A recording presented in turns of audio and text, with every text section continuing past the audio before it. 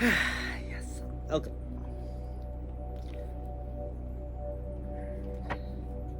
So, what we've done is we put the four negative emotions, negative guiding emotions. Sorry, that's opposite.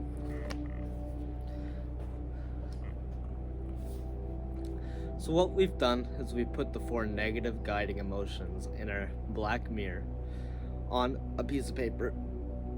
And what we're going to do now is we're going to do a small meditation for each one of them to determine exactly what are the memories and parts of our shadow self that connect us with that emotion the most.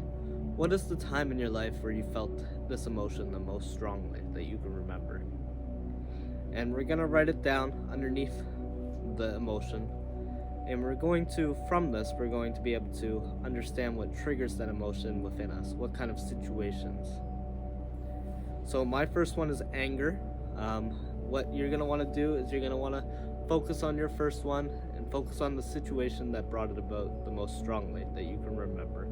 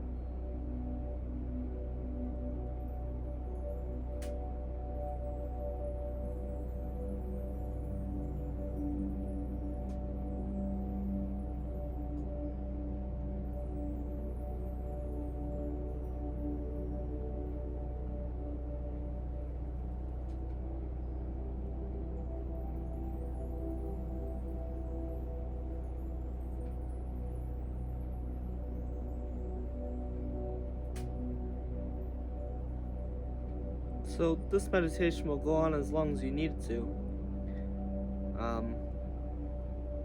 It doesn't have to go on that long though. And it's less of a situation you're looking for, but more what is triggering that reaction in you. For me, it's being treated unfairly or feeling like I'm being treated unfairly, like I'm not being respected. And through my shadow work, I know what that's connected to. It's connected to my family, it's connected to my dad. Mostly, those are the deepest roots of it. And you can write that here too.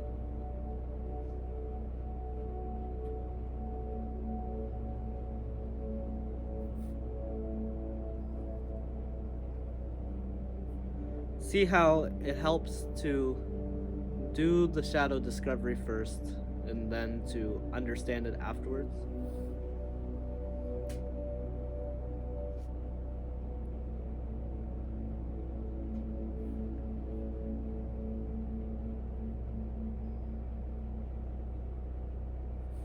Now the next one for me is depression, and we're gonna figure out exactly where that comes from as well.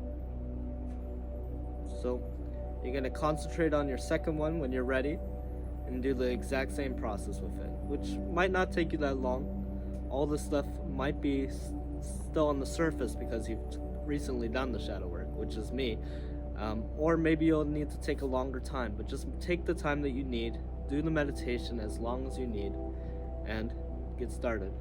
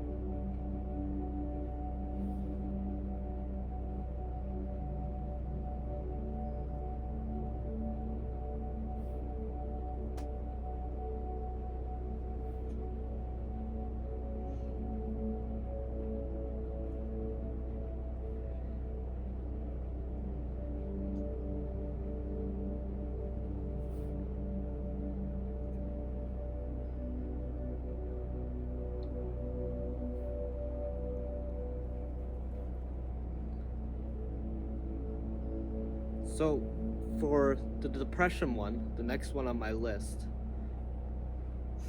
it was the feeling of being alone, like not having anybody to talk to, which was the same feeling I felt when I was a child. Didn't have anybody to talk to about how I was feeling. I didn't know anybody else felt the same way I did. I felt very alone. And it's also feeling like I failed, like I wasn't good enough, like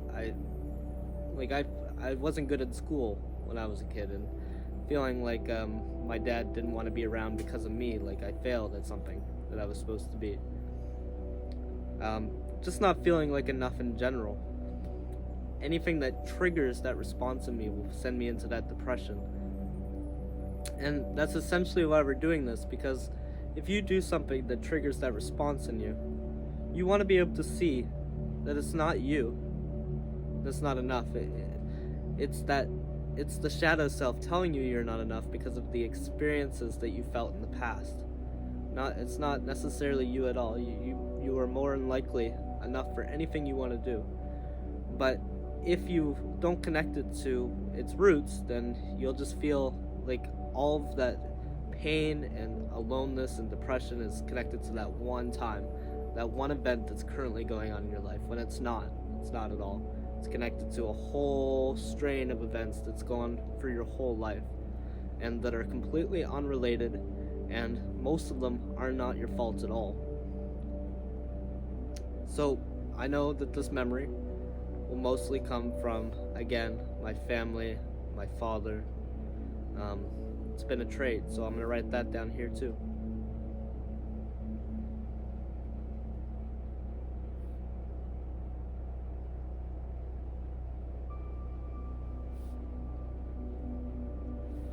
So my next one is worry.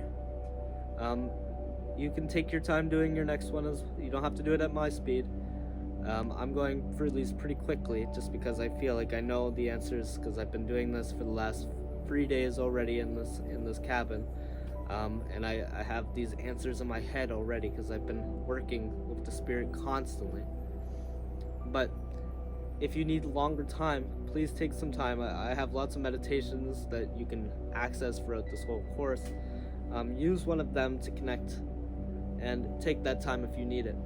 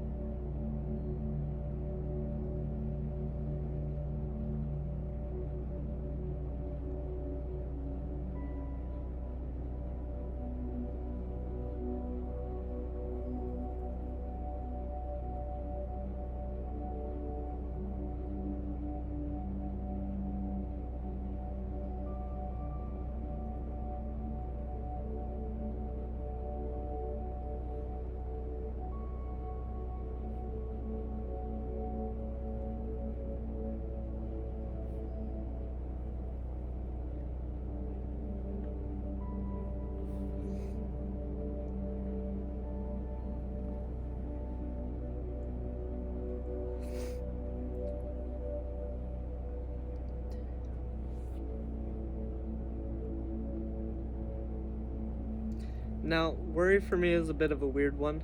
I think this one's more of a superficial one for me. Because worry isn't like super aligned with who I am, and it's not even like, it's not a huge thing for me. But it comes from not being able to trust others or myself, and feeling like I need to control them through that worry. Worrying is a way of controlling for me, so it's like needing to control the narrative in a certain way. And worrying and nitpicking and all those things, those are just ways for me to make sure that things are going the way that I think they are.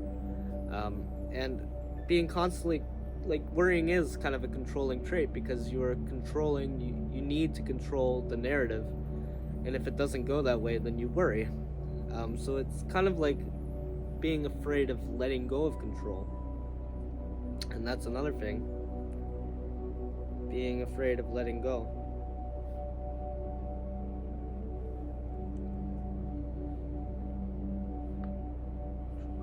any one of these realizations you should write down. They're important as you continue this work. And I think this comes from kind of like all my experiences. More a result though than a root. It's more because of those experiences I started to worry and started to try to control rather than, that being the inherent reaction from it.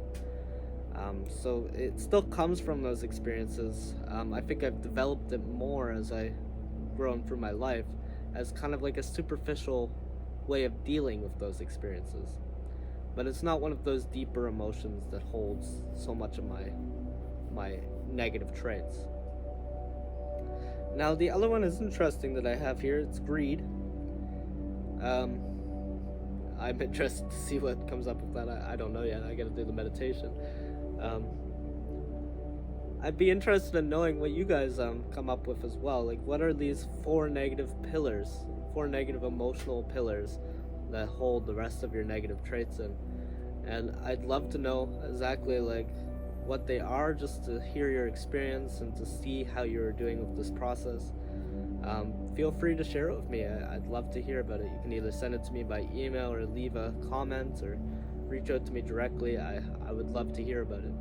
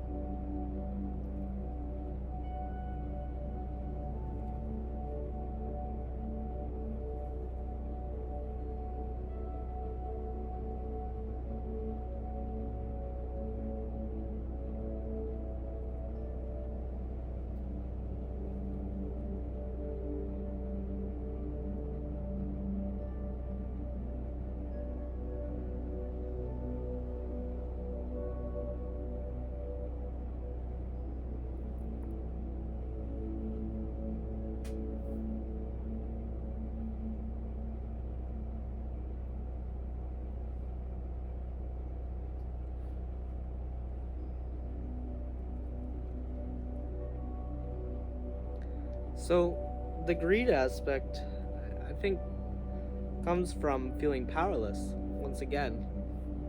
In more of a twisty, curvy kind of way. It's almost like it's more superficial as well. Because when I felt powerless, I didn't feel like anything. I didn't have any power over anything. And this led to me developing ways to control things that I did feel like I had power over. And greed is a manifestation of that in a lot of ways, because greed can give you more and more and more. You're asking for more and more and more to assure that you always have some. You know what I mean? And it's a way of dealing with that powerlessness. It's a side effect of that. It's definitely a side effect of that in a lot of ways.